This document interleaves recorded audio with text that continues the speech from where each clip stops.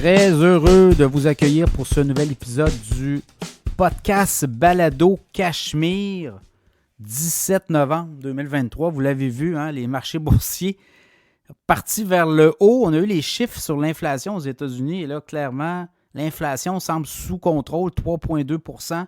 Ça se dégonfle. D'ailleurs, on va en parler dans un podcast, un segment cette semaine de l'inflation, ce qui s'en vient également, les taux d'intérêt. Et là, beaucoup d'investisseurs qui croient que là, éventuellement, il va y avoir des baisses de taux. Donc, ça l'a rassuré d'un peu tout le monde. Les marchés boursiers sont partis vers le haut, pas à peu près. Donc, c'est du vert partout depuis le début je dirais fin octobre. Là, si on regarde là, à partir du 26-27 octobre, depuis, on ne regarde plus en arrière. Là, c'est vraiment en avant, all-in. Est-ce qu'on aura un rallye du Père Noël? Bon, là, quand même, là, on peut quand même voir qu'il y a une embellie.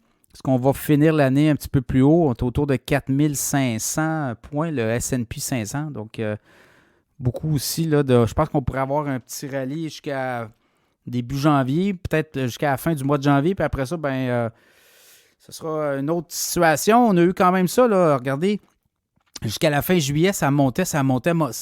Puis là, après ça, août, septembre, octobre, il y a eu des corrections. On a eu du moins 10%, notamment de certains indices.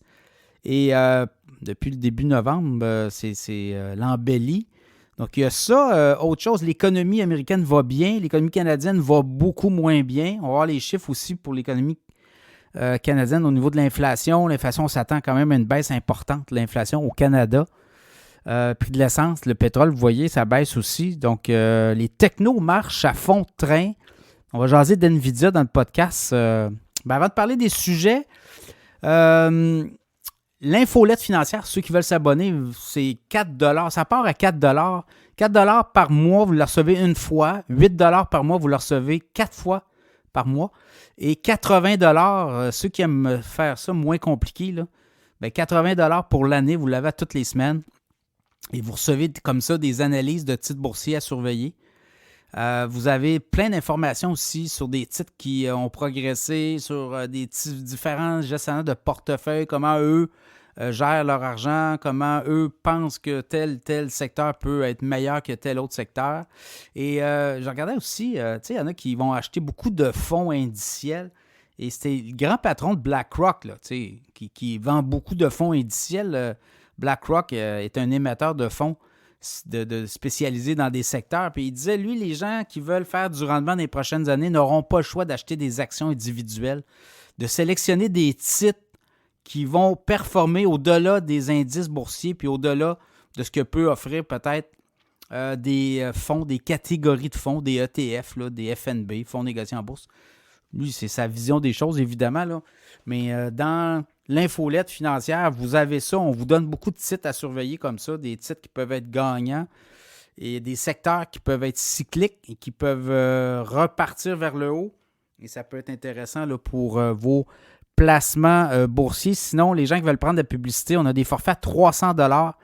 300 $, c'est une semaine dans le podcast Cachemire. Puis on a aussi là, on a des plateformes ou des réseaux sociaux, mais également des plateformes d'écoute. On a 30 000 followers sur nos plateformes. Donc, on envoie aussi vos services. Si vous êtes travailleur autonome, vous êtes une OBNL, une fondation, vous voulez passer des messages, vous voulez faire des campagnes de souscription, vous avez quelque chose à montrer, vous avez des produits, vous êtes une entreprise, on va vous pousser dans le podcast auprès de l'auditoire et ça nous fera un plaisir. Également, le podcast Cachemire, on a atteint le top 9 cette semaine au Canada. Canada, là, c'est quand même grand, là. Beaucoup d'anglophones, mais les podcasts francophones qui se distinguent dans la section catégorie actualité économique, il n'y en a pas tant que ça, mais Cachemire, on était numéro 9 cette semaine.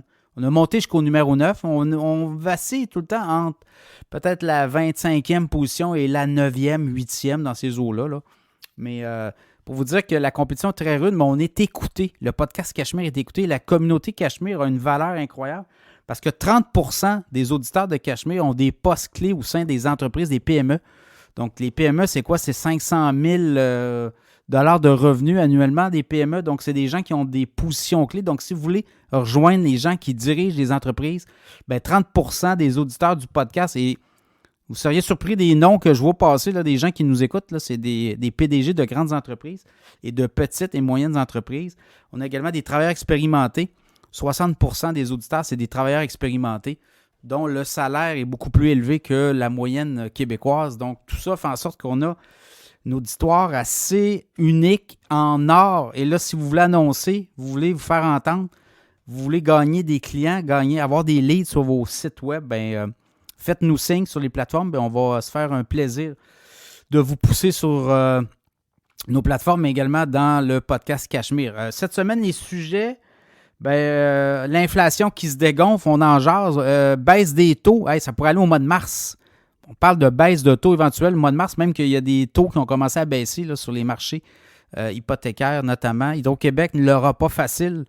On va jaser du portrait que Michael Sebi a dressé de l'entreprise cette semaine. Et c'est pas très rose, mais quand même, il y a beaucoup de travail. Le Black Friday s'en vient. On va parler des détaillants. NVIDIA, 21 novembre, les résultats financiers d'NVIDIA, ça va être à surveiller. Ça pourrait exploser, mais ça pourrait aussi faire chuter le titre. Et également, on va parler des actions à surveiller d'ici la fin de 2023 dans les techs, les titres les plus performants de la semaine. Et en deuxième partie, Mireille Rondy, conseillère en sécurité financière, va venir nous parler de l'assurance invalidité. Vous le savez, c'est important. Vous avez une entreprise, vous avez un boulot, et là, vous tombez invalide, vous n'avez pas d'assurance. Imaginez, là, vous devez aller vous faire traitement d'un cancer de la prostate, par exemple. On en a parlé beaucoup cette semaine du cancer de la prostate. Ça fait en sorte que là, vous n'avez plus de revenus et vous devez aller piger dans votre bas de laine.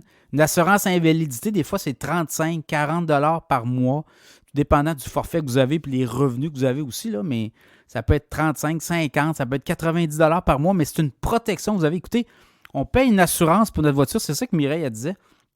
Vous irez écouter l'entrevue avec elle.